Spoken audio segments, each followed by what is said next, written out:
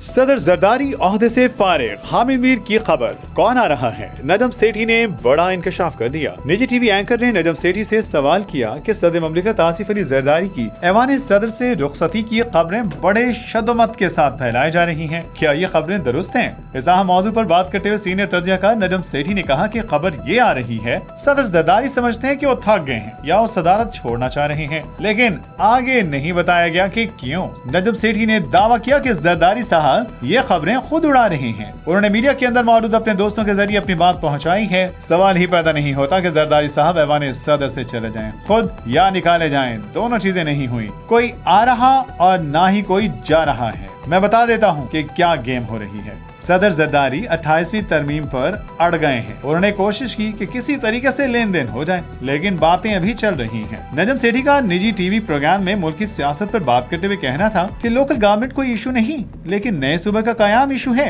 Peoples party इस पर कभी नहीं मानेगी, इसीलिए सदर जरदारी धमकी दे रहे हैं कि फिर मैं सदारत छोड़ दूंगा। इसीलिए उन्होंने ये बात चला दी कि मैं सदर का ओहदा छोड़ने के लिए तैयार हूँ। सदर जरदारी एक मोतबर सहाफी के जरिए पैगाम देकर इसका रिस्पॉन्स चेक कर रही है। ख्याल रहे कि गुज़श्ता रोज एक टीवी प्रोग्राम में सीनियर तज्जियाकार हामिद मीर ने दावा किया था कि सदर जरदारी ऐवान सदर छोड़ने के लिए ज़हनी तौर पर तैयार हो चुके हैं। हामिद मीर से सवाल पूछा गया था कि आप क्या समझते हैं, क्या पीपल्स पार्टी भी ऑपोजिशन बेंचेस पर आ सकती है और नून लीग की हुकूमत को टफ टाइम दे सकती है? हामिद मीर ने जवाब दिया कि बिलाल भुट्टो जरदारी की बॉडी लैंग्वेज और उनके लबो लहजे से लग तो यही रहा है कि वो किसी भी सूरत हुकूमत का साथ नहीं देना चाहते, लेकिन उनको इस वक्त दो खदशात हैं। एक तो ये कि कहीं सिस्टम कोलैप्स न कर जाए, कहीं जमहूरियत का बिस्तर गोल न हो जाए, और दूसरा ये है कि उनकी पार्टी के अंदर से उनको काफी प्रेशर है कि आप फौरी तौर पर आदम एतमाद की तरफ ना आ जाएं। लेकिन मुझे लगता है कि बिलाल भुट्टो अपनी सियासी बका की वजह से नहीं, बल्कि उनको लग रहा है कि पीपल्स पार्टी की बका ही इसी में है कि नून लीग का साथ छोड़ दिया जाए, तो वो कोई ऐसा कदम उठाएंगे कि जिसके नतीजे में वो हो सकता है कि ऑपोजिशन कैंप में भी चले जाएं।